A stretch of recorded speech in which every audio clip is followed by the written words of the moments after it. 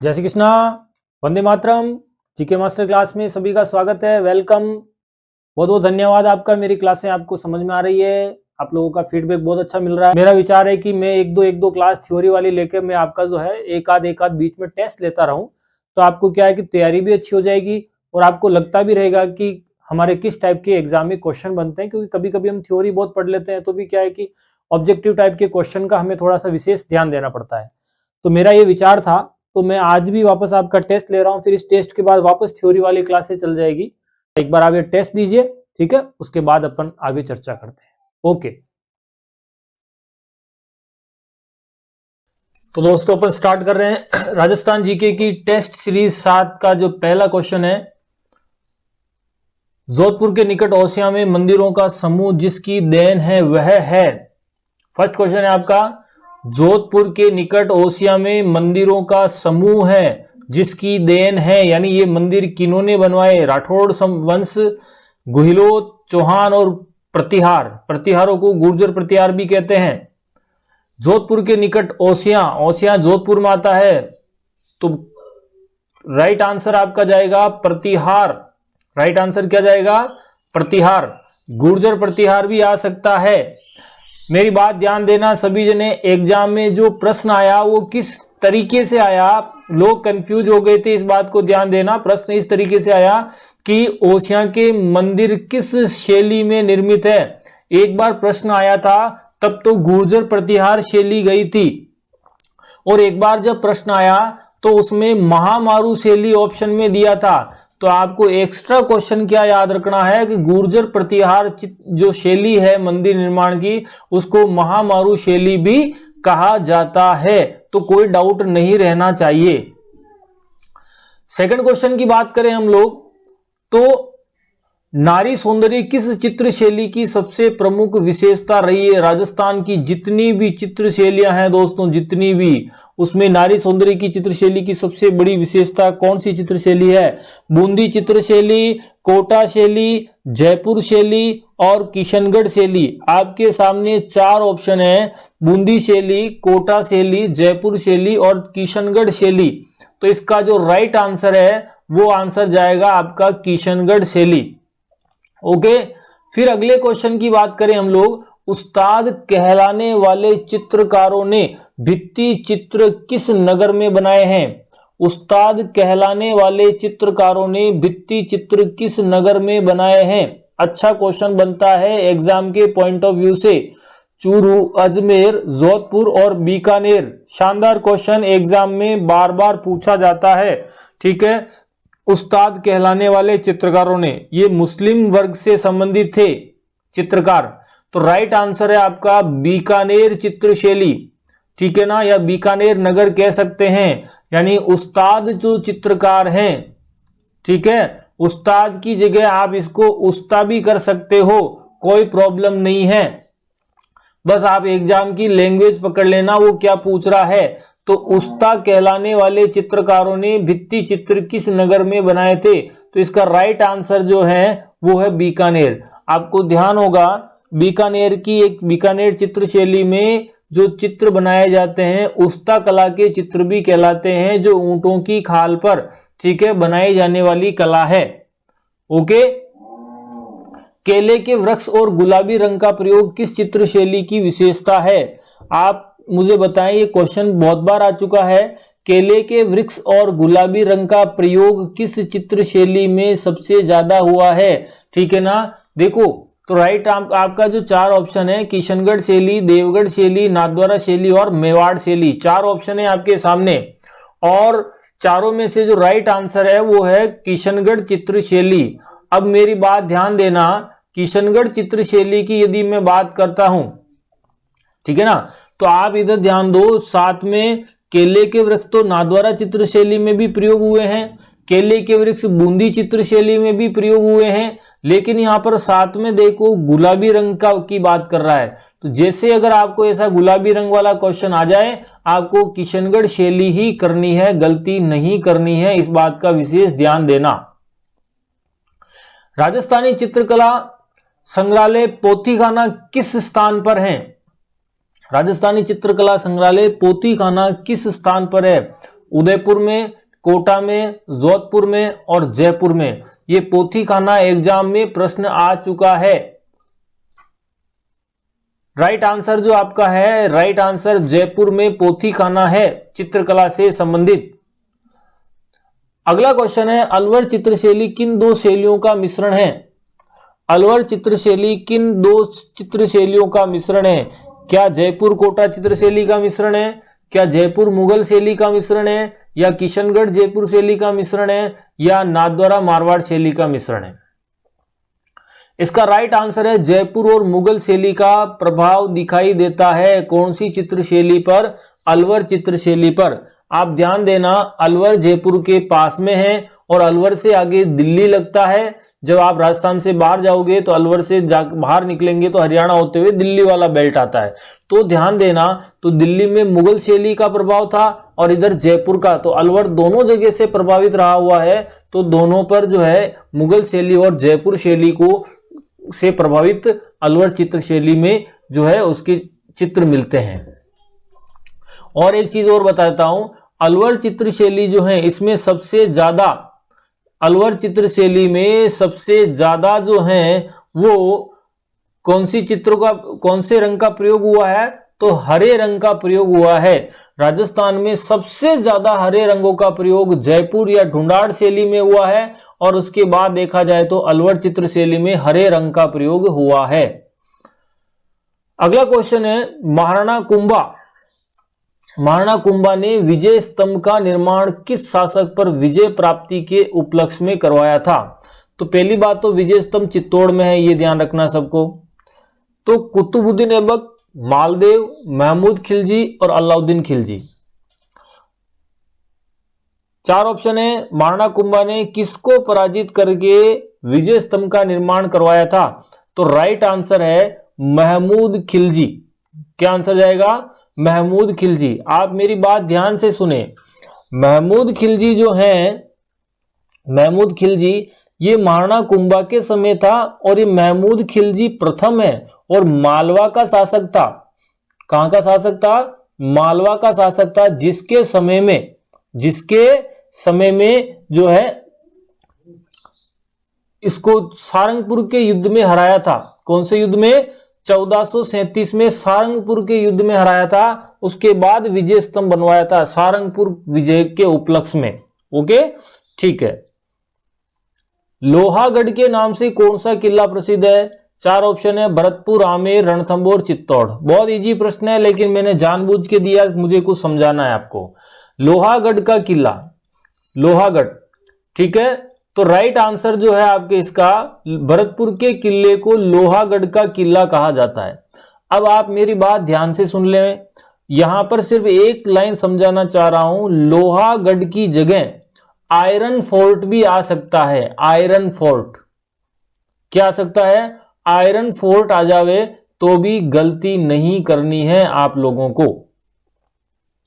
अगला क्वेश्चन है, गेटोर की छतरियां, गेटोर की छतरियां हैं हाड़ा राजवंशों की छतरियां, कछवाहा राजवंशों की छतरियां, गुहिलोत वंशों की छतरियां और भाटी वंशजों की छतरियां। आपके सामने चार ऑप्शन है। गेटोर की छतरियां पूछा है, कहां की? गेटोर की छतरियां पूछा है। तो राइट आंसर जो है वो कौन सा जाएगा? कछवा शासकों की छतरियां, ठीक है ना। आपसे यू भी ऑप्शन में दे सकता है, जयपुर के कछवा शासकों की छतरियां, जयपुर के शासकों की छतरियां आ जावे तो भी आपको राइट आंसर क्या करना है? कछवा शासकों की छतरियां। इस बात का विशेष ध्यान देना। एक बार तो एग्जाम में डायरेक्ट पूछा था कि गेटोर कहां पर है। क्या पूछा था? गेटोर कहां पर है। तो आपका राइट आंसर जाना चाहिए आमेर, जयपुर आंसर जाना चाहिए। नाहरगढ़ जयपुर के किले का निर्माण, नाहरगढ़ कहां है? जयपुर में है, के किले का निर्माण किसने करवाया था? माधो सिंह ने, सवाई जय सिंह ने, मान सिंह ने और भगवान दास ने। नाहरगढ़ जयपुर में है, माधो सिंह, सवाई जय सिंह, मान सिंह और भगवान दास, ठीक है। राइट आंसर जो है वो है आपका कौन सा है? सवाई जय सिंह। और मैं आपको क्लियर कर देता हूं, ये सवाई जय सिंह द्वितीय हैं, ठीक है। सवाई जय सिंह द्वितीय हैं जिन्होंने जयपुर नगर बसाया था। तो कोई भी गलती नहीं होनी चाहिए आप लोगों से एग्जाम में। आशा करता हूं आपको सारी चीजें अभी तक मैंने 10 क्वेश्चन समझाए हैं, 10 के 10 समझ में आ गए होंगे।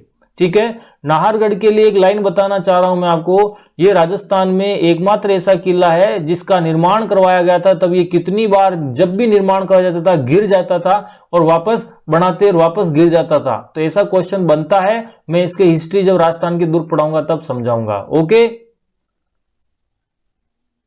अपना जो अगला क्वेश्चन है वो है सिरोही जिले में 1883 में, सिरोही जिले की जगह नगर भी आ सकता है, जिला बाद में बना था। 1883 में संघ सभा की स्थापना करने वाले कौन थे? 4 ऑप्शन है, दामोदर दास राठी, गुरु गोविंद गिरी, गोपाल सिंह खरवा और रामनारायण चौधरी। आपके सामने 4 ऑप्शन दिख रहे हैं। ठीक है, राइट आंसर बताएं। सिरोही जिले में 1883 में संघ सभा, इस क्वेश्चन को एग्जाम वालों ने गोद ले रखा दोस्तों। क्या ले रखा है? गोद। तो क्यों ना अपन भी गोद ले लें इसको, खर्चा तो आ ही नहीं रहा आप लोगों के।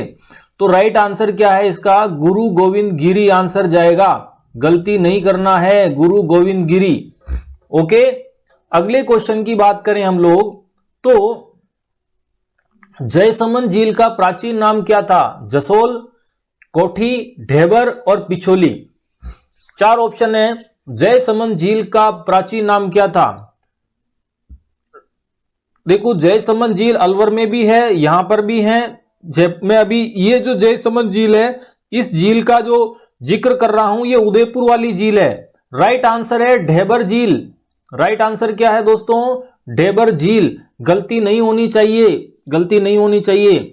अब मेरी बात सुनना, जो जयसमंद झील है, जयसमंद झील ये उदयपुर वाली है, ये इसका जो इसमें झील में नदी आती है, ध्यान से समझें, जो नदी आती है इसमें गोमती नदी का पानी आकर के मिलता है। और जो गोमती नदी आती है वो अरावली पर्वतमाला के ढेबर दर्रे से आती है। कहां से आती है? ढेबर दर्रे से आती है, जिस कारण इसका नाम पड़ा ढेबर झील। तो इसका पुराना नाम ढेबर झील था। मेवाड़ महाराणा जय सिंह जी ने निर्माण करवाया था। ठीक है, इसलिए जयसमंद झील कहलाई और पहले इसको जयसमंद बांध भी कहा जाता था। गोमती नदी के पानी को रोक करके इन्होंने एक बांध बनवाया था जो वर्तमान में झील के नाम से जाना जाता है। ओके, अगले क्वेश्चन की अगर हम बात करें तो भीनमाल में किस चीनी यात्री ने यात्रा की थी? 4 ऑप्शन है, फावान, हेंगसान, दोनों या कोई नहीं। बहुत इजी क्वेश्चन है। तो भीनमाल में जो यात्रा करने वाला बंदा था, ठीक है, वो आया था ह्वेंसांग। और शताब्दी पूछे, राइट आंसर तो ह्वेंसांग है। और शताब्दी पूछे कौन सी शताब्दी में आया था, तो 7वीं शताब्दी में आया था। कौन सी शताब्दी में? 7वीं शताब्दी में आया था। और भीनमाल जालोर गया था। भीनमाल आता है जालोर, क्योंकि राजस्थान में जहां जहां इसको डाउट था ये बौद्ध धर्म से संबंधित था, तो जहां जहां बौद्ध धर्म के केंद्र के जहां जहां प्रमाण इसको मिल रहे थे वहां ये गया था। और एक क्वेश्चन जो आप नहीं सोचते हो जो आता है वो मैं आपको जबरदस्त तरीके से याद कराता हूं। भीनमाल का एक तो क्वेश्चन बनता है, प्राचीन नाम क्या है? एक्स्ट्रा अगर आप पेन कॉपी लेके बैठे हो दोस्तों, तो भीनमाल का प्राचीन नाम है श्रीमाल। क्या नाम है? भीनमाल का प्राचीन नाम क्या मिलता है? श्रीमाल। तो कोई भी आपसे गलती नहीं होनी चाहिए, पहली कंडीशन। दूसरा क्वेश्चन और शानदार बता रहा हूं मैं आपको। ये ह्वेंसांग जो 7वीं शताब्दी में आया था, ठीक है ना, तो ये भीनमाल गया तो इसने भीनमाल को गुजरात प्रदेश की राजधानी बताया। क्या बताया? गुजरात प्रदेश की राजधानी बताते हुए भीनमाल को इसने पीलो मोलो कहा है। क्या कहा है? पीलो मोलो। गलती मत कर देना, आवे तो आप ही सही करोगे। यानी कि इसने भीनमाल को गुजरात प्रदेश की राजधानी बताते हुए पीलो मोलो कहा है। ठीक है, ओके। भीनमाल कहां आता है? जालोर में। आज की तारीख में जालोर की एक तहसील भी है। अगला क्वेश्चन है, कालीबंगा सभ्यता किस नदी के किनारे फैली थी या विस्तृत थी? सरस्वती नदी, माही नदी, आहड़ नदी और बेड़च नदी। तो कालीबंगा सभ्यता सब जानते हैं प्राचीन सरस्वती नदी के किनारे विस्तृत थी। तो राइट आंसर जो जाएगा वो आपका जाएगा सरस्वती नदी। अब मेरी बात एक्स्ट्रा भी सुन ले, आप लोगों की इच्छा हो तो। मेरे से बोर नहीं होने चाहिए, ध्यान देना आप लोगों के लिए कार्य कर रहा हूं मैं। तो सरस्वती नदी का प्राचीन नाम है ध्वसद्वती नदी। क्या नाम है? ध्वसद्वती नदी भी मिलता है, पहली कंडीशन। एक्स्ट्रा क्वेश्चन बात करते हैं। जो ये सरस्वती नदी का जो प्रवाह क्षेत्र है, पहले बहती थी, आज की तारीख में ये नहीं बहती है वहां पे। इसकी जगह जो नदी बह रही है वो घग्गर नदी बह रही है। तो राजस्थान में घग्गर नदी का ही प्राचीन नाम सरस्वती माना जाता है, ध्वसद्वती माना जाता है। और घग्गर नदी का एक और इंपॉर्टेंट क्वेश्चन, वर्तमान में घग्गर नदी को हम मृत नदी भी कहते हैं। क्या कहते हैं? मृत नदी। एक और क्वेश्चन, घग्गर नदी राजस्थान में आंतरिक प्रवाह वाली सबसे लंबी नदी है, सबसे लंबी नदी है। एक और क्वेश्चन नोट करें आप लोग। जो घग्गर नदी है ये राजस्थान की एकमात्र नदी है जो अंतर्राष्ट्रीय और अंतर्राज्यीय सीमा दोनों को क्रॉस करती है। अंतर्राष्ट्रीय और अंतर्राज्यीय सीमा दोनों को क्रॉस करती है। क्या मेरी बात समझ में आ रही है? ठीक है ना? तो ये एकमात्र नदी है घग्गर नदी। एक और क्वेश्चन, घग्गर नदी जो है वो उत्तर से आने वाली, राजस्थान में प्रवेश करने वाली एकमात्र नदी है। राजस्थान के उत्तर से प्रवेश करने वाली या उत्तरी राजस्थान से प्रवेश करने वाली राजस्थान की एकमात्र नदी है। आशा करता हूं आपको अच्छे से समझ में आया होगा। अगले क्वेश्चन की बात करते हैं। महाराणा प्रताप की मृत्यु कहां हुई थी? कुंभलगढ़, उदयपुर, हल्दीघाटी और चावंड। चार ऑप्शन है आपके सामने, कुंभलगढ़, उदयपुर, हल्दीघाटी और चावंड। राइट आंसर है इसका चावंड। चावंड भी उदयपुर जिले में आता है, लेकिन पर्टिकुलर चावंड जगह दे दी तो हम गलती नहीं करेंगे। ठीक है, चावंड ध्यान देना। मत्स्य जनपद की राजधानी थी। राजस्थान में बहुत सारे जनपद थे। ठीक है, जैसे मैं आपको अगर एग्जांपल, पहले आप इसका आंसर करें फिर बात करते हैं। मत्स्य जनपद की राजधानी थी जाडोल, भीनमाल, अजमेर, बेराट। तो राइट आंसर है इसका बेराट जो है ये मत्स्य जनपद की राजधानी रही हुई है। अब आप मेरी बात सुने। राजस्थान में कई जनपद थे, साल्व जनपद, अर्जुनायन जनपद, ठीक है, सीवी जनपद, मालव जनपद, योधे जनपद। ठीक है, ऐसे और भी जनपदों के नाम मिलते हैं जो राजस्थान में, या बाहर के जनपद जिससे राजस्थान का एरिया प्रभावित था, जैसे कुरु जनपद जिसकी राजधानी इंद्रप्रस्थ थी। ठीक है, सूरसेन, मथुरा राजधानी। तो ये सब जो है इनसे भी अपन अड़ोस पड़ोस के जो भी थे उनसे प्रभावित रहे हुए हैं। पढ़ाएंगे आपको आगे। नसीराबाद में विद्रोह करने वाली बटालियन कौन सी थी? नसीराबाद में विद्रोह करने वाली बटालियन बॉम्बे लॉन्सर्स, 15वीं नेटिव इन्फेंट्री, मेरवाड़ा बटालियन और 30वीं नेटिव इन्फेंट्री। चार ऑप्शन आपके सामने। आप राइट आंसर है 15वीं नेटिव इन्फेंट्री। अब आप मेरी बात एक्स्ट्रा सुने। राजस्थान में सबसे पहले 1857 की क्रांति का विद्रोह हुआ था, वो नसीराबाद छावनी में विद्रोह हुआ था। ओके, और विद्रोह करने वाली बटालियन थी 15वीं नेटिव इन्फेंट्री। कुछ लोग बोलते हैं सर 30वीं भी तो थी। तो दोस्तों आप मेरी बात ध्यान से सुने। 30वीं नेटिव इन्फेंट्री तो ऑलरेडी नसीराबाद में तैनात थी और 30वीं नेटिव इन्फेंट्री ने 15वीं नेटिव इन्फेंट्री के साथ मिलकर के सहयोग किया। पहले ये वहां पर ऑलरेडी नसीराबाद में तैनात थी, लेकिन इसने विद्रोह का कोई बिगुल नहीं बजाया, कोई स्टार्टिंग नहीं की। इसलिए स्टार्टिंग किसने की? 15वीं नेटिव इन्फेंट्री ने, और 30वीं ने तो इनका साथ दिया था। तो राइट आंसर आपका 15वीं जाएगा, कोई डाउट नहीं रहना चाहिए। 1857 में राजस्थान का एजीजी कौन था? AGG, agent to governor general, भारत के गवर्नर जनरल का एजेंट। जॉर्ज लॉरेंस, डिक्सन, सावर्स और लॉर्ड कैनिंग। तो राइट आंसर है जॉर्ज पैट्रिक लॉरेंस 1857 की क्रांति में राजस्थान का एजीजी था। ठीक है, agent to governor general. Okay, अगला क्वेश्चन है राजस्थान राज्य पाठ्य पुस्तक मंडल का मुख्यालय कहां पर है? राजस्थान पाठ्य पुस्तक मंडल का मुख्यालय कहां पर है? चार ऑप्शन है, अजमेर, बीकानेर, कोटा, जयपुर। आपको चारों ऑप्शन ऐसे लग रहे हैं चारों ही सही हैं।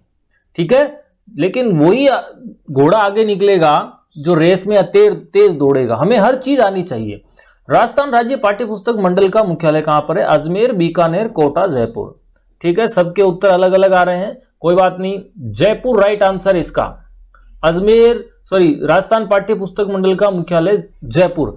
आपसे मेरी एक रिक्वेस्ट है, आप ध्यान देना, अगर आपके घर में जो किताबें पड़ी हो, अगर किसी के भी घर में माध्यमिक शिक्षा बोर्ड की किताबें, माध्यमिक शिक्षा बोर्ड की बात कर रहा हूं, एनसीईआरटी की बात नहीं कर रहा हूं, तो जो 6ठी तक की किताबें हैं, 6ठी 8वीं तक हो सकता है, 8वीं तक 6ठी तक किताबें, उनकी किताब को आप पेज वेज कुछ नहीं पलटना है, किताब को उल्टी रख दो। और जब उल्टी रखोगे तो उसके पीछे के पृष्ठ पे नीचे नीचे लिख रखा होगा राजस्थान राज्य पाठ्य पुस्तक मंडल जयपुर। 100% राजस्थान राज्य पाठ्य पुस्तक मंडल। ये प्रश्न जब एग्जाम में आया ना, लोग सब करके आए अजमेर। क्या करके आए? अजमेर करके आ रहे साहब। ठीक है, और गलती नहीं करनी है, वहां आप किताब में देख लेना, देखो ऐसे प्रश्न भी आ जाते हैं। ठीक है, इस बात का ध्यान देना।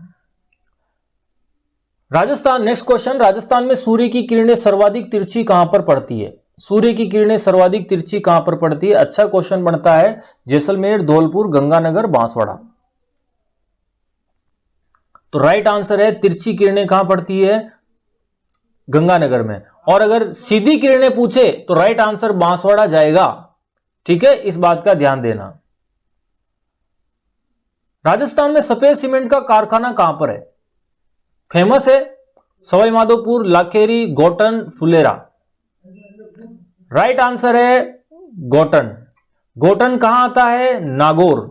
आपसे रिक्वेस्ट है, एक्स्ट्रा क्वेश्चन अगर आप नोट करना चाह रहे हैं तो आपसे यू पूछेगा राजस्थान का पहला सफेद सीमेंट कारखाना कहां स्थापित किया गया, तो आपका आंसर जाना चाहिए गोटन, नागौर में। और जिले भी दे सकता है तो भी गलती नहीं करनी है। अब मैं आपको एक्स्ट्रा चीज बताने जा रहा हूं, सुने।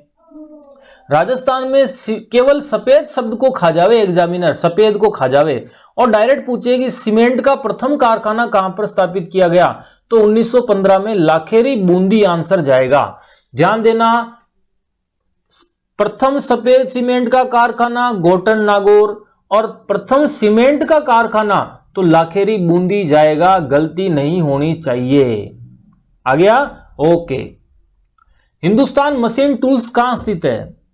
यह प्रश्न पहले आता था, बीच में आना बंद हो गया, और हो सकता है अब आ जाए। हिंदुस्तान मशीन टूल्स, इसका शॉर्ट में भी दे सकता है HMT।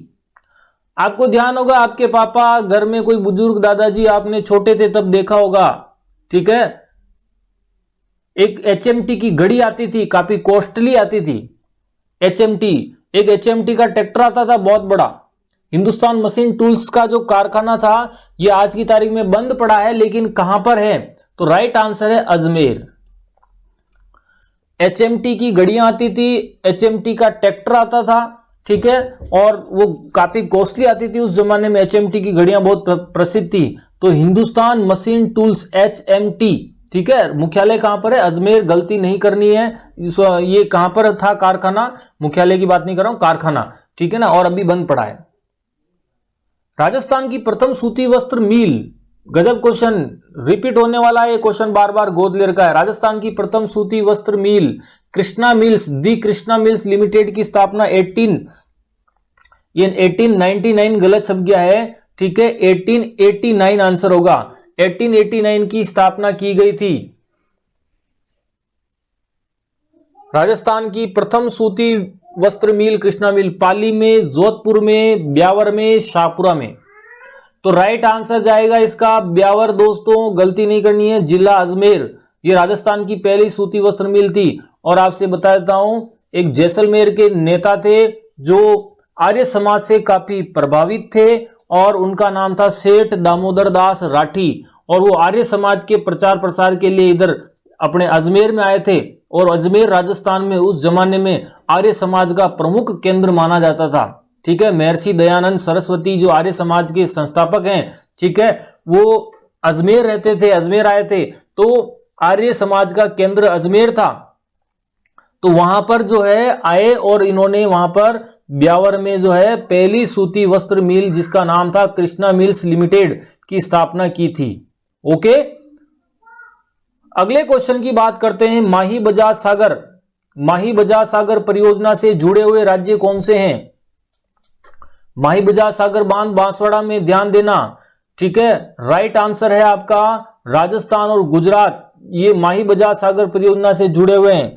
आपसे बताना चाहता हूं, क्लियर कर देता हूं, जो माही नदी पर राजस्थान और गुजरात की जो संयुक्त परियोजना चलाई गई, माही नदी, ध्यान देना, माही नदी 3 राज्यों में बहती है, मध्य प्रदेश से आती है, राजस्थान में घुसती है और राजस्थान में 3 जिलों में बह करके बांसवाड़ा, प्रतापगढ़ और डूंगरपुर में बहती हुई जो है गुजरात में निकल जाती है, यानी 3 जिलों में ही बहती है राजस्थान के।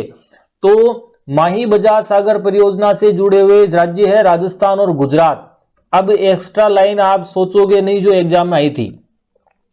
प्रश्न ये पूछा था कि जो माही नदी पर माही परियोजना जो स्टार्ट की गई वो राजस्थान और गुजरात का कितना रेशियो है, दोनों का कितना कितना हिस्सा है, तो ध्यान से सुने। गुजरात का तो 55% पैसा लगा हुआ है और राजस्थान का 45%, तो राजस्थान का 45 और गुजरात का 55 का रेशियो है। और इसके तहत इस माही नदी पर, दोस्तों ध्यान से सुने, इसके तहत माही नदी पर 2 बांध बनाए गए। एक तो माही बजाज सागर बांध जो राजस्थान में है, ठीक है, और एक कड़ाना बांध बनाया गया जो गुजरात में है। तो गलती आप लोगों से नहीं होनी चाहिए।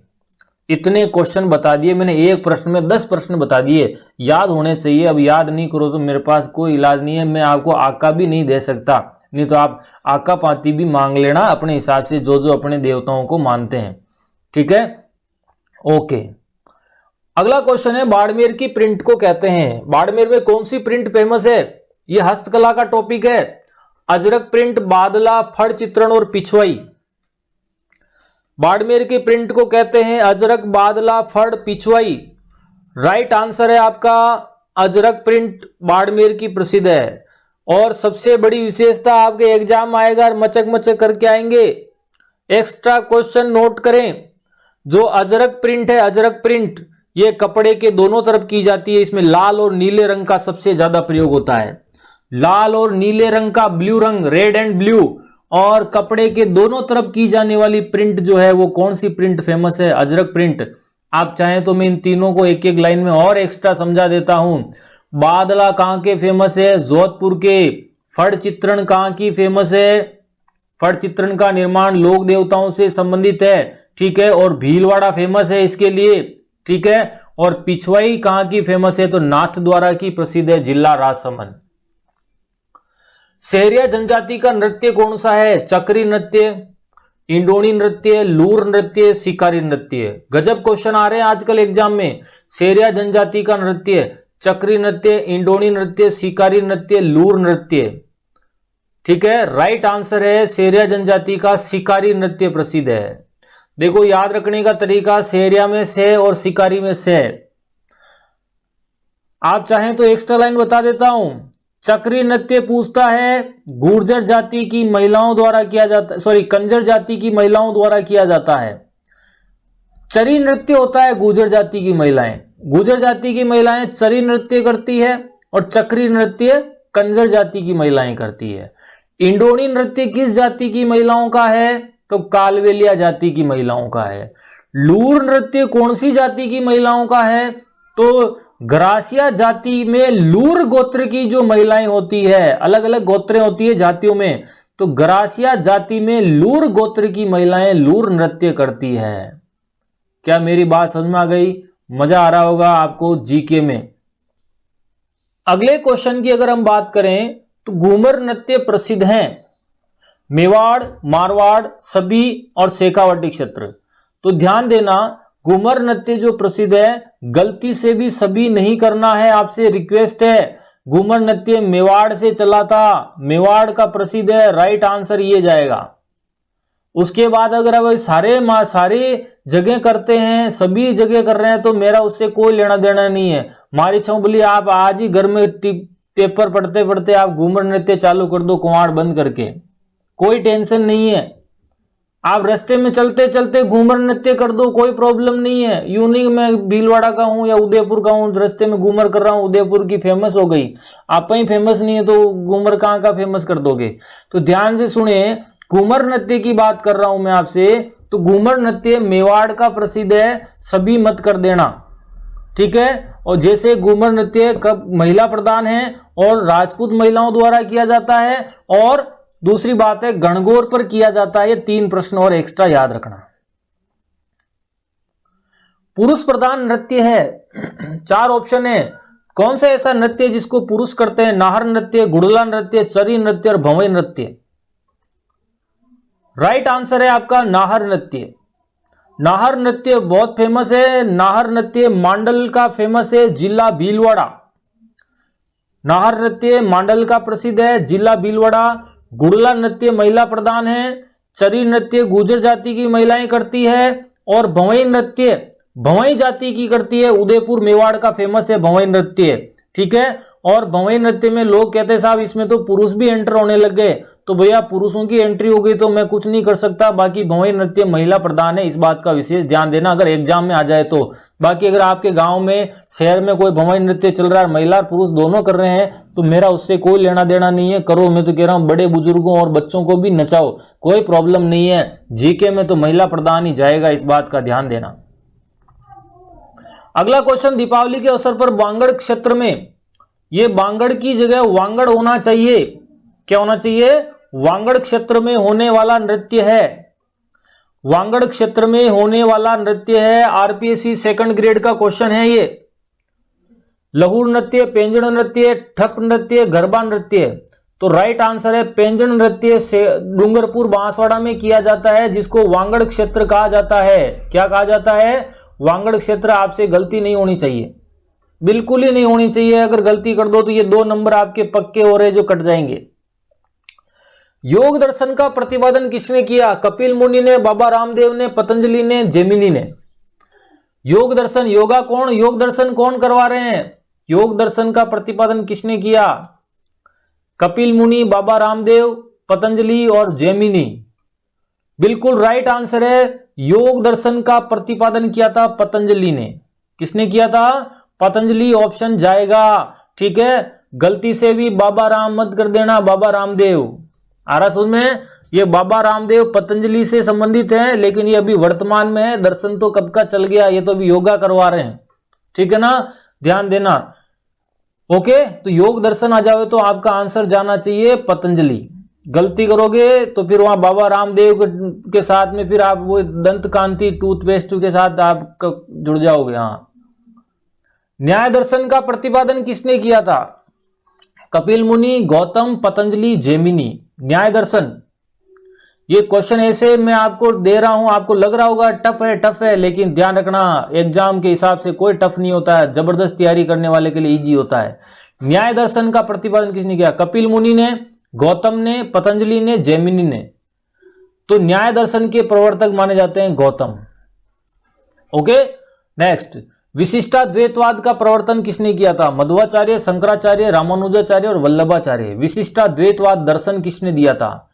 ये टॉपिक सभी संत संप्रदाय से रिलेटेड है, आपको पढ़ाए जाएंगे। रामानुजाचार्य। राजस्थान के कबीर कहे जाते हैं संत रेदा, संत बिहारी, संत दादूजी, संत मावजी। राजस्थान के कबीर किस संत को कहा जाता है, बताएं। राइट आंसर है संत दादूजी को, संत दादू दयाल को राजस्थान का कबीर कहा जाता है। एग्जाम में प्रश्न आया, लोग मचक मचक करके आए, बताओ कैसे। एग्जाम में प्रश्न आया था संत दादू जी का संबंध किस, ठीक है, पंथ या धर्म से था, किस भक्ति धारा से था? तो राइट आंसर गया था निर्गुण भक्ति धारा। ध्यान देना, तो संत दादू जी निर्गुण भक्ति धारा में विश्वास करते थे। तो ये निर्गुण सगुण वाले भी ध्यान रखने आपको। अगला क्वेश्चन, रूपायण संस्थान जिसके संस्थापक कोमल कोठारी थे, कहां पर है? इससे पहले वाले टेस्ट पेपर में अपने जिक्र किया था। रूपायण संस्थान जिसकी स्थापना कोमल कोठारी ने की थी, कहां पर है? राइट आंसर है जोधपुर। थोड़े मेरी आपसे रिक्वेस्ट है, इसको रट के जाओ भैया, याद करके जाओ, बहुत जल्दी एग्जाम में मिलेगा यह प्रश्न। और बोरुंदा में है, बोरुंदा। ओके, अगले क्वेश्चन की बात करें, नाथद्वारा किस संप्रदाय का मंदिर है? नाथद्वारा, जिला राजसमंद, नाथद्वारा में किस संप्रदाय का प्रसिद्ध मंदिर है? शैव धर्म का, बौद्ध धर्म का, हिंदू धर्म का, वैष्णव धर्म का? बिल्कुल राइट आंसर है, वैष्णव धर्म का मंदिर है। अब आप अगर पेन कॉपी लेके बैठे हो, एक्स्ट्रा अगर आप नोट करना चाहते हो या समझना चाहते हो तो मेरी बात ध्यान से सुन लेना, ध्यान से सुनना। जो नाथद्वारा में श्रीनाथ जी का मंदिर है, नाथद्वारा में श्रीनाथ जी का मंदिर है, उसके लिए मैं सिंपल इजी वे से 4 क्वेश्चन बता रहा हूं जो प्रश्न से रिलेटेड है, इस प्रश्न से रिलेटेड है। ठीक है, जो श्रीनाथ जी का मंदिर है नाथद्वारा में, वो वल्लभ संप्रदाय का मंदिर है। कौन से संप्रदाय का? वल्लभ संप्रदाय का। आधे लोग तो वहां पर बेवकूफ बन जाएंगे, कैसे कि वल्लभ संप्रदाय तो पढ़ा था सर हमने किताबों में, सबने वल्लभ संप्रदाय पढ़ा यार, इसमें तो वल्लभ संप्रदाय ऑप्शन में है ही नहीं है बोनस मिलेगा। भैया कुछ भी बोनस नहीं मिलेगा, किकोड़ा ही नहीं मिलेगा आप लोगों को। आ रहा समझ में? किकोड़ा ही नहीं मिलेगा, फिर किकोड़ा की साग ही खाना हुआ, बरसात में तोड़ तोड़ के लाना खेत से और किकोड़े ही खाने पड़ेंगे। ठीक है, तो ध्यान देना, वल्लभ संप्रदाय को ही वैष्णव संप्रदाय भी कहा जाता है। वल्लभ संप्रदाय को ही वैष्णव संप्रदाय कहा जाता है, तो गलती मत कर देना। दूसरा क्वेश्चन, वल्लभ संप्रदाय को पुष्टि मार्गीय संप्रदाय भी कहा जाता है। वल्लभ संप्रदाय को क्या कहा जाता है? पुष्टि मार्गीय संप्रदाय।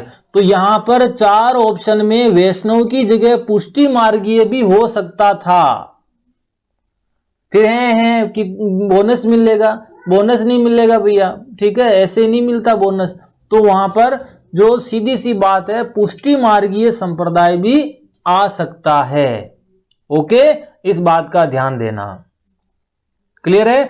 ऐसे अगर आप और भी दिमाग लगाना चाहो तो देखो, नाथद्वारा में श्रीनाथ जी का मंदिर है। श्रीनाथ जी कौन से भगवान से रिलेटेड है? कृष्ण भगवान से रिलेटेड है। और कृष्ण भगवान किससे रिलेटेड है? विष्णु भगवान से। और विष्णु भगवान किससे, कौन से धर्म से रिलेटेड है? वैष्णव धर्म से रिलेटेड है। और क्या चाहिए? बस दिमाग लगाना है। अगला क्वेश्चन, भीलों का लोकप्रिय नृत्य कौन सा है? अच्छे से पढ़ो भैया, जबरदस्त तैयारी होनी चाहिए, नहीं तो जीवन भर अपने को नृत्य करने पड़ेंगे। आधे तो घर वाले नृत्य कराएंगे, आधे शादी हो जाएगी तो वो नृत्य कराएंगे, इस बात का ध्यान देना। तो भीलों का लोकप्रिय नृत्य कौन सा है? द्विचक्री नृत्य, युद्ध नृत्य, गौरी नृत्य और गैर नृत्य। भीलों का सबसे प्रसिद्ध नृत्य है, वो है, राइट आंसर है गौरी नृत्य। कौन सा नृत्य है? गौरी नृत्य। गलती मत कर देना। वैसे द्विचक्री नृत्य भी भीलों का है, युद्ध नृत्य भी भीलों का है और गैर नृत्य भी भील जाति द्वारा किया जाता है, लेकिन उनका सबसे प्रसिद्ध धार्मिक नृत्य की बात करें जो है वो गौरी नृत्य है। गलती नहीं होनी चाहिए एग्जाम में। अगले क्वेश्चन की बात करें, बंजारा जाति की महिलाओं द्वारा किया जाने वाला नृत्य कौन सा है? 4 ऑप्शन है, मावलिया, चक्री, मछली और बिंदोरी नृत्य। बंजारा जाति की महिलाओं द्वारा किया जाने वाला नृत्य कौन सा है? 4 ऑप्शन है आपके सामने, मावलिया, चक्री, बिंदोरी और मछली नृत्य। राइट आंसर है मछली नृत्य। क्या आंसर है? मछली नृत्य आंसर जाएगा। ओके, अगर आप चाहें तो मैं आपको इन तीनों के ऑप्शन भी बता देता हूं। एग्जाम में पूछा गया प्रश्न है, मावलिया नृत्य किस जाति से संबंधित है? तो मावलिया नृत्य कथोड़ी जाति की महिलाओं द्वारा या लोगों द्वारा किया जाता है, और कथोड़ी जाति राजस्थान में सबसे ज्यादा कोटड़ा तहसील, उदयपुर जिला या दक्षिणी राजस्थान कह सकते हो, में सबसे ज्यादा पाई जाती है। ओके, चक्री नृत्य कंजर जाति की महिलाएं करती है। बिंदोरी नृत्य भैया गोद लिया हुआ प्रश्न है, कहां का प्रसिद्ध है? इसमें जाति नहीं पूछी जाती, सभी जातियों के संप्रदायों के लोग नृत्य करते हैं। बिंदोली निकालते हैं शादी ब्याह में। बिंदोली नृत्य पूछा गया प्रश्न बार बार, और झालावाड़ की बिंदोरी नृत्य फेमस है। कहां का है? झालावाड़ का। अगर बिंदोरी नृत्य आ जाए, झालावाड़ गलत करके आ रहे हो तो भैया फिर जीवन भर अपनी लोग बिंदोलियां निकालेंगे, इस बात का ध्यान देना। जबरदस्त तैयारी करो, सिलेक्शन निकालो, नहीं तो बिंदोलियां अपनी निकलने वाली है। अगला, शकुन शास्त्र के ज्ञाता कौन से लोक देवता माने जाते हैं? शकुन शास्त्र के ज्ञाता मल्लिनाथ जी, मांगलिया मिया जी, हड़बू जी और पाबू जी। शकुन शास्त्र के ज्ञाता। राइट आंसर है आपका हड़बूजी। लोक देवता को शकुन शास्त्र का ज्ञाता कहा जाता है। ओके, अगला क्वेश्चन, तेजाजी कौन से जिले में सबसे ज्यादा पूजे जाते हैं? तेजाजी लोक देवता को सबसे ज्यादा कौन से जिले में पूजा जाता है? चार ऑप्शन है, नागौर, दूसरा ऑप्शन बीकानेर, तीसरा ऑप्शन अजमेर और चौथा ऑप्शन बाड़मेर। एग्जाम में मत कर देना है माँ के घरे भी मंदिर है, माँ गांव में मंदिर है, बेटे पूजे, काम नहीं चलेगा। एग्जाम के अकॉर्डिंग पेपर देना है, इस बात का विशेष ध्यान देना है। तो नागौर, बीकानेर, अजमेर और बाड़मेर, तेजाजी कौन से जिले में सर्वाधिक पूजे जाते हैं? राइट आंसर जाएगा वो है अजमेर जिला। मजा आ रहा है सबको? नागौर कहे जा रहे हैं धड़ाधड़ धड़ाधड़, ठीक है ना? वहां एग्जाम वाला धड़ाधड़ धड़ाधड़ मार्क्स काटेगा आप लोगों के। मेरी बात समझना, नागौर में तो तेजाजी का जन्म हुआ था, लेकिन तेजाजी के जीवन से संबंधित सभी घटनाएं अधिकतर अजमेर जिले में हुई। बताओ कैसे? तेजाजी का विवाह सबसे जबरदस्त जो है घटना कह सकते हैं, या जो इनका एग्जैक्ट जीवन प्रारंभ हुआ अजमेर से हुआ, ठीक है? इनका विवाह अजमेर जिले में हुआ, पहली कंडीशन। दूसरी कंडीशन, तेजाजी को नाग ने डसा था, वो भी अजमेर जिले के पास में, ब्यावर के पास में, और इनकी मृत्यु हुई, ठीक है, वो भी अजमेर जिले में हुई। तो अजमेर जिले में सबसे ज्यादा इनके जो फेमस मंदिर हैं वो है अजमेर में, तो अजमेर जिले में सर्वाधिक पूजे जाते हैं। एक्स्ट्रा क्वेश्चन बताता हूं, तेजाजी को नागों के देवता कहा जाता है। अगर नागों के देवता ऑप्शन में नहीं हो तो सांपों के देवता कर लेना। वैसे गोगाजी को कहा जाता है सांपों के देवता, पहला क्वेश्चन। दूसरा क्वेश्चन, तेजाजी को कृषि उपकारक देवता कहा जाता है। क्या कहा जाता है? कृषि उपकारक देवता। दो क्वेश्चन हो गए। तीसरा क्वेश्चन, तेजाजी को काला बाला के देवता भी कहा जाता है। क्या कहा जाता है? काला बाला के देवता। तो गलती करोगे तो उसका कोई इलाज नहीं है, बाकी आप अच्छे से पढ़ के जाओ। अगला क्वेश्चन, वर्षा के देवता मामादेव, इंद्रदेव, बिग्गाजी, वरुण देव। क्या गजब क्वेश्चन है। राजस्थान जीके में एक बहुत ऐसा क्वेश्चन आए ना तो गजब कंफ्यूज होंगे। मैंने सारे लेवल के क्वेश्चन बना दिए, कैसे भी घुमा के दो आप, एग्जामिनर को घुमा दोगे, ठीक है? नहीं तो बेटे वहां एग्जाम में हॉल में बैठे बैठे खाली ओमार सीट ने और पेपर ने देख पेन का ढक्कन ही चगलना, इसके अलावा कुछ भी नहीं है। वर्षा के देवता राजस्थान जीके में मामादेव को कहा जाता है। क्या कहा जाता है? मामादेव को, ठीक है? इंद्र भगवान वो सेंट्रल गवर्नमेंट से रिलेटेड है, समझ में आ गया? और वरुण देव ये भी सेंट्रल गवर्नमेंट से रिलेटेड है, मतलब सेंट्रल देवताओं से रिलेटेड है। जैसे सेंट्रल गवर्नमेंट स्टेट गवर्नमेंट नहीं होती, फिर और छोटे मोटे विधायक होते हैं, फिर उसके बाद छोटे मोटे और कोई नेताजी, उसी टाइप से देवताओं में भी सेंट्रल गवर्नमेंट के देवता जो होते हैं ना, बड़े बड़े भगवान विष्णु, इंद्रदेव, बड़े बड़े, उनमें राजस्थान के पूछ रहे हैं तो ये मामादेव आंसर जाएगा। वरुण देवता जल के देवता माने जाते हैं, ये ध्यान रखना। वरुण देवता किस समाज में ज्यादा पूजे जाते हैं? तो सिंधी समाज में एग्जाम में प्रश्न आता है। अगला क्वेश्चन, मेहरानगढ़ दुर्ग में किस माता का मंदिर फेमस है, प्रसिद्ध है या स्थित है? जीण माता, आई माता, करणी माता, चामुंडा माता। राइट आंसर है चामुंडा माता का मंदिर है मेहरानगढ़ में। वैसे मेहरानगढ़ में नागणीची माता का मंदिर भी है, जो जोधपुर के राठौड़ों की कुलदेवी है। जोधपुर के राठौड़ों की कुलदेवी चामुंडा माता एवं नागणीची माता, और चामुंडा माता है ये जोधपुर के राठौड़ों की आराध्य देवी है, और गुर्जर प्रतिहारों की कुलदेवी है चामुंडा माता, जिनका मंदिर मेहरानगढ़ दुर्ग में है। गलती नहीं होनी चाहिए। आई माता का मंदिर कहां पर है? आई माता बिलाड़ा जोधपुर में है, इनका मंदिर कहां पर है? सॉरी ऑप्शन मैंने ही बता दिया। चार ऑप्शन है, बिलाड़ा जोधपुर, आमेर जयपुर, होशिया जोधपुर, फलोदी जोधपुर। राइट आंसर है बिलाड़ा जोधपुर में आई माता का मंदिर है। अब आपको मैं एक्स्ट्रा चीज बता रहा हूं, ये आई माता वही हैं जिनके मंदिर में दीपक से केसर टपकती है, एग्जाम में प्रश्न आता है। ओके, किस लोक देवी की पीठ की पूजा की जाती है? केला देवी माता, नागणीची माता, ब्राह्मणी माता, रानी सती। एकमात्र देवी जिनकी पीठ की पूजा की जाती है। चार ऑप्शन आपके सामने हैं, केला देवी, नागणीची माता, ब्राह्मणी माता और रानी सती। राइट आंसर है ब्राह्मणी माता। और इनका मंदिर कहां पर है? लिखना चाहें तो आप नोट कर सकते हैं, सोरसन 12। कहां पर है? सोरसन 12 में। और दूसरी बात है, जिस प्रकार शीतला माता का गधों का मेला बढ़ता है, तो राजस्थान में दूसरी ऐसी माता जी है जिनके भी गधों का मेला भरता है। तो गधों का मेला शीतला माता का पड़ता है लुणियावास चाकसू जयपुर में, वैसे ही ब्राह्मणी माता का मंदिर माता का सोरसन में भी गधों का मेला पड़ता है। ठीक है, ध्यान देवें। किस लोक देवता को पशु चिकित्सा का ज्ञान था? मामादेव, हरिराम बाबा, भूरिया बाबा और देव बाबा। लोक देवता को पशु चिकित्सा का ज्ञान था और सबसे ज्यादा उनको पशु चराने वाले लोग पूछते थे, इस बात का ध्यान देना। ठीक है, राइट आंसर है देव बाबा। राइट आंसर क्या है? देव बाबा। इनका मंदिर है नगला जहाज जिला भरतपुर। नगला जहाज जिला भरतपुर में इनका मंदिर है फेमस। किस लोक देवी के मंदिर को दरगाह भी कहा जाता है? किस दो लोक देवी के मंदिर को दरगाह कहा जाता है? करणी माता, शीला माता, आई माता और जीर्ण माता। तो राइट आंसर है आपका आई माता के मंदिर को दरगाह भी कहा जाता है। ओके।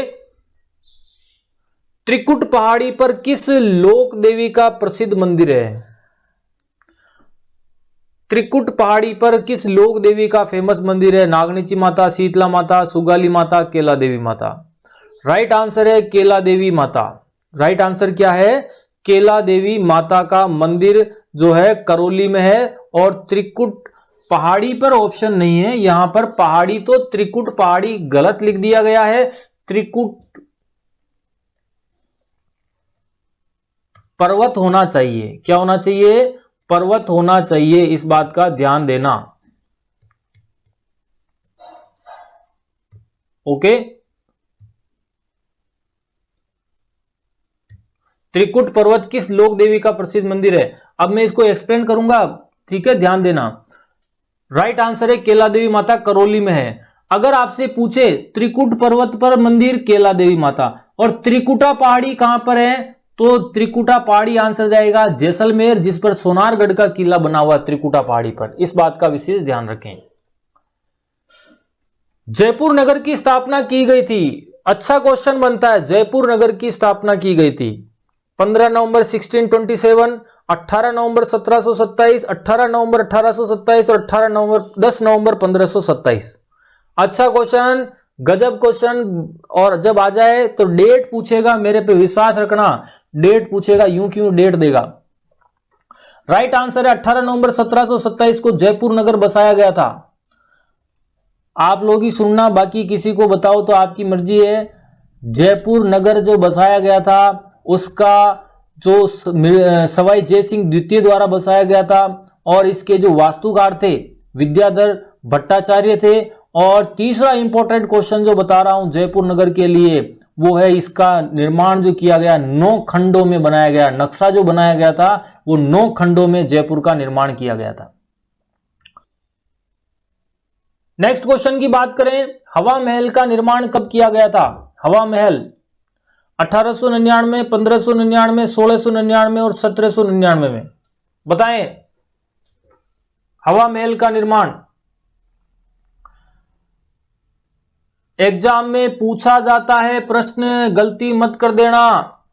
तो राइट आंसर है हवा महल का निर्माण जो करवाया गया था वो है 1799 ईस्वी में करवाया गया था। जयपुर के शासक थे सवाई प्रताप सिंह, उन्होंने हवा महल का निर्माण करवाया था। और ये 5 मंजिला है। कितने मंजिला है?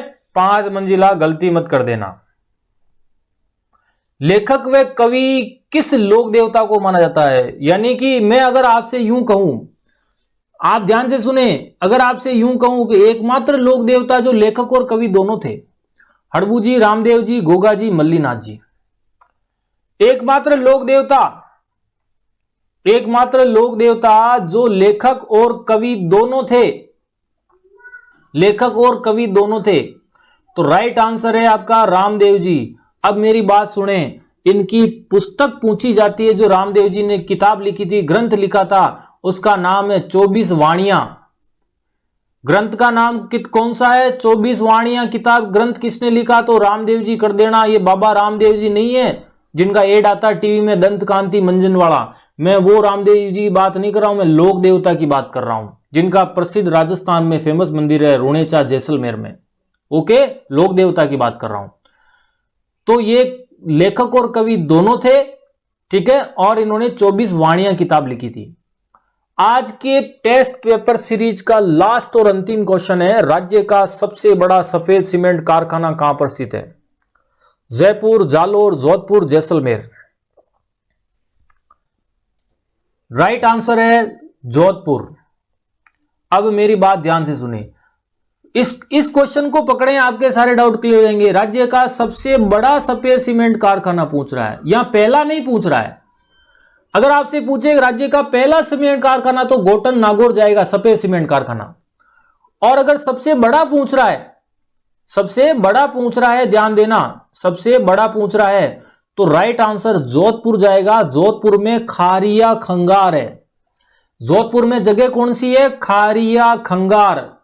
वहां पर जो है सफेद सीमेंट का कारखाना है, वो राज्य का सबसे बड़ा सफेद सीमेंट कारखाना है।